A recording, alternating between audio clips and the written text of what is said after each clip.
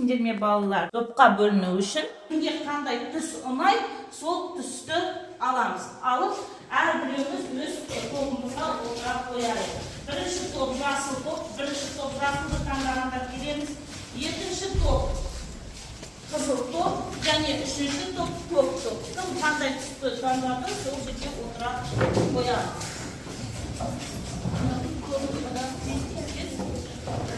Кәнеке, балалар, тақтаға назар аударайықшы. Бәріміз тақтаға назар аударайықшы. Мына шартты белгілер сендерге таныс па?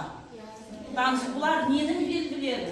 Ауа райының белгілері. Қандай өмірде қай жерде кездестіреміз осы шартты белгілерді?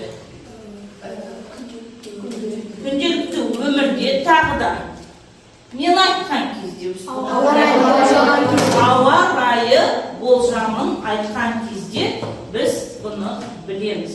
Бүгінгі біздің тақырыбымыз ауа райы. Біз балалар бүгін сабақта мәтіндік және графиктік диаграмма, кесте, сурет, шартты белгілердегі ақпараттарды интерпретациялаймыз. Және жазылым бізде мәтін құрылымын кіріспе, жалпы мәлімет беру, детальды мәлімет беруді сақтай отырып, графиктік мәтін түрінде берген процесті сипаттап жазатын боламыз. Графиктік мәтін және тұтас мәтінді біз сендермен өткен болатынбыз. Қайталап шығайық. Қараңдар, мәтіннің неше түрі бар? 4 түрі бар. Бірінші мәтін тұтас мәтін. Тұтас мәтінде қандай мәтін балалар? Оқиға, құбылыс сипатталады, мазмұндалады, түсіндіріледі. Яғни біздің кәдімгі әріппен жазған мәтін. Ал дискретті мәтін не еді балалар? Кәнеке қарайық. Бұл деген сызбалардан тұрады. Кітаптың мұқабалары, карта, диаграммалармен тұрады. Бұл дискретті мәтін. Және аралас мәтін мен құрама мәтін бар. Біз бүгін қандай мәтіндермен жұмыс жасаймыз, біз білетін болар. Тұтас және дискретті мәтіндермен жұмыс жасайтын боламыз. Тамаша. Сендер әлгінде айтыңдар, мен мына шартты белгілер ауа райын білдіреді дедіңдер. Қандай ауа райын білдіреді? Бірінші топ даяқ айта қойшы. Мынау қандай ауа райы болжамы, қандай жаңбыр жауады. Толық жауап береміз. Отыра ғой. Мынау ненің белгісі балалар? Жер, тамаша. Мынау ненің белгісі? Бұлтты не? Немесе ала бұлтты деп айтамыз. Тамаша. А мынау нені білдіреді? Найзағай, найзағайлы. Ал мына біздің ашық. Ал бүгін біздің көңіліміз қандай балалар? Ашық па деп бұлтты ма? Ашық, тамаша. Онда мен ойлаймын, бүгін біздің сабағымызда осылай әлемі жарқырап өтеді. Балалар, қазір біз сендермен топтық жұмыс істейміз. Топтық жұмыс бірінші топ бізде алдында сендерге барлығы берілген. Сендерде графиктік мәтін берілген. Графиктік мәтінне сендер қандай мәтін құрастырасыңдар? Тұтас мәтін құрастырасыңдар. Мінеке сендерде графиктік мәтін. Осыдан тұтас мәтін құрастырасыңдар. Дискрипторлар мен бағалау критериялары алдарында жатыр. Міне дискрипторлар балалардың қанша мысалы барлығын қарайсыңдар және осы бойынша жұмыс істейміз. Екінші топ, тұтас мәтінді оқып свод талдау жасаймыз. Яғни, сендерде тұтас мәтін берілген алдарында жатыр. Сендер одан қандай мәтін жасаймыз? Свод талдау, яғни дискретті мәтін жасайсыңдар. Ары қарай, үшінші топ, сендерде нелер берілген? Шартты белгілер берілген. Сол шартты белгілер арқылы біз бүгінгі ауа райын болжамын жасайтын боламыз. Біреуміз жазамыз.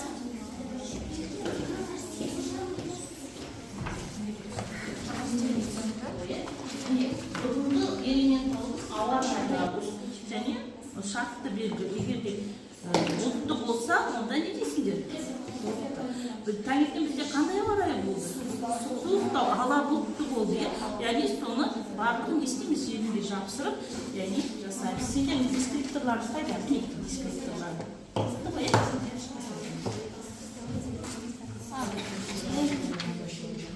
Бала, уақыт кетті, сондықтан бәрімізге түсінікті ғой.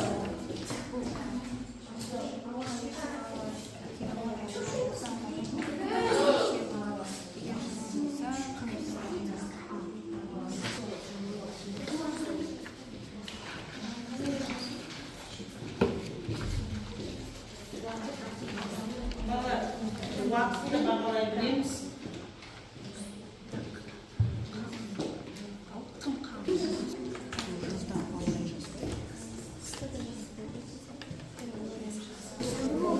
Лондыр болды ма? Тамаша, онда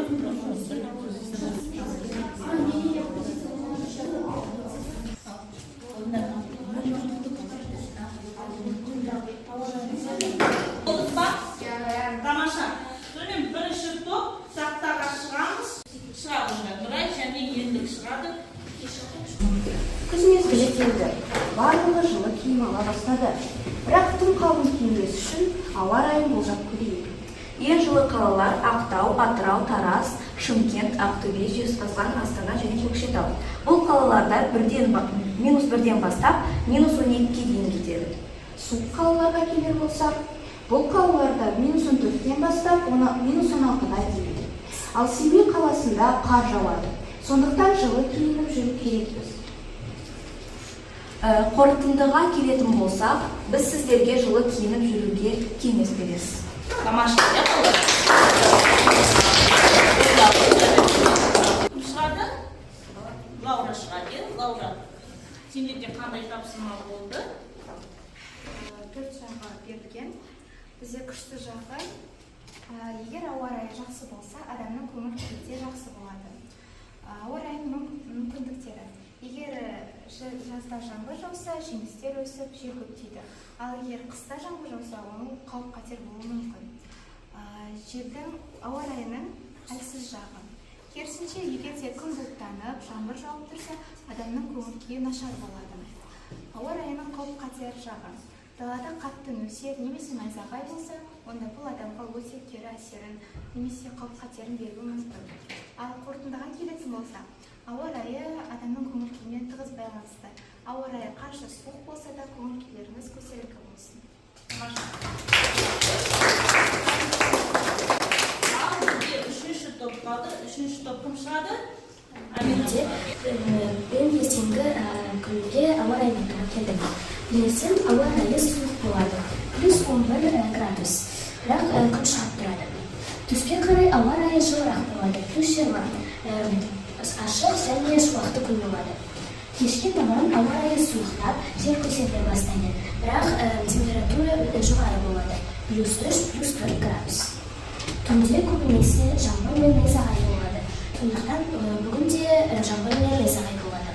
Ауа райы қандай болса да, үйімізде жылылықты сақтай аламыз. Тамақ. Сендермен қандай мәтіндермен жұмыс істедік? Ауа райы туралы. Мәтіннің қандай түрлерімен? Тұтас мәтін және дискретті мәтінмен жұмыс істедік. Мына жерде дискретті мәтін қайсысы?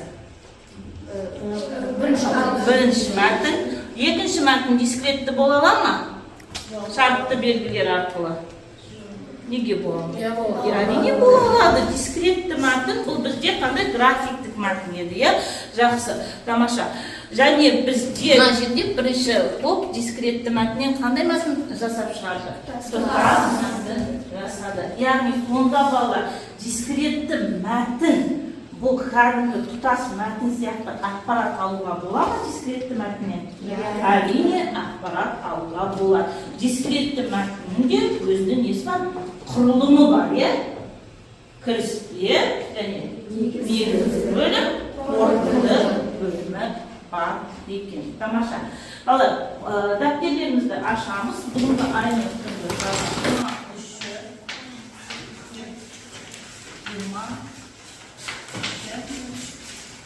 Сынып жұмысы.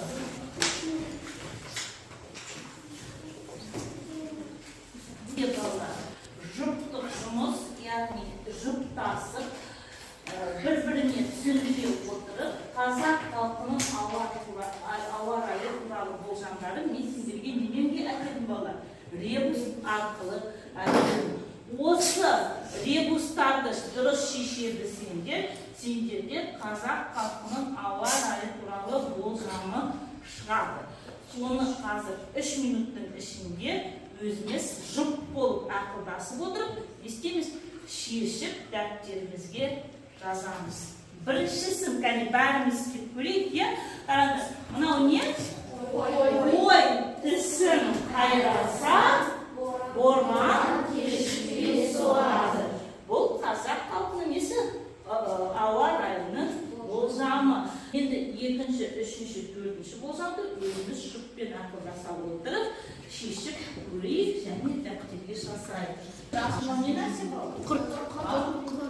Ардай айтып мен өзіміз.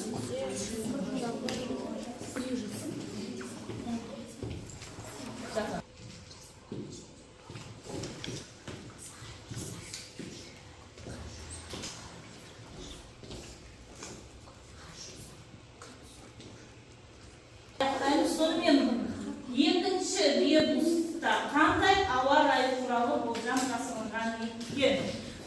Бірінші топ арайлы оқи ғой, ал қалғанымыз балалар өзіміз тікпен тексереміз, я? Дұрыс па балалар? Дұрыс.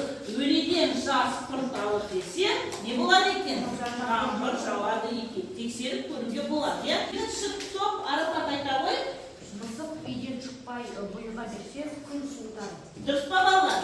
Дұрыс. Үшінші топ, төртінші болсам бізде әне қол көтеріп отыр, әне айта ғой. Жаз найзағай болса, қар жұмсақ болады. Дұрыс па балалар? Дұрыс. Тамашамен балалар, біз бүгін сендермен сабағымызды қорытайық. Біз сендермен қандай мәтіндермен жұмыс істедік балалар бүгін? Тұтас және дискретті мәтіндермен жұмыс істедік. Дискретті мәтіндерде тұтас мәтіндер сияқты не береді бізге? Ақпарат береді. Оның да өзінің құрылым бар, дұрыс айтасыңдар, яғни кіріс ақпарат ала кетеміз. Қазір балалар кері байланыс. Кері байланыс жасаймыз. Мен сендерге міне термометр алып келдім. Және оның мен минусын көрсеткен жоқпын. Өйткені мен ойлаймын, бүгін біз сендермен тек қана плюс жұмыс істедік деп балалар. Солай ма? Әрине. Енді қараңдар, егер тапсырмалар қиындық туғызса, көмек керек болса, көмек керек десеңдер, минус 10-ды белгілейсіңдер. Егер де жақсы жұмыс істедім, бірақ түсінбеген жерлерім бар, достарымнан көмек сұраймын десе, онда нені белгілейсіңдер? 20-ны белгілейсіңдер. Ал егер де мен барлығын керемет түсіндім, басқаларға көмек көрсете аламын десеңдер, плюс 30-ды белгілейсіңдер. Әртіп кері байланыс жасап кетсін, балалар тұрып өзінің бүгінгі жұмысына, жалпы бүгінгі тақырып бойынша кері байланыс жасай алады. Өздеріңді қандай дәрежеде бүгін көрсете білдіңдер? Қай дәрежеде? Арақат айта ғой, Дәне? Мен өзі жаңағы 20-ға бағалаймын. Түсінбеген жерлерім болған.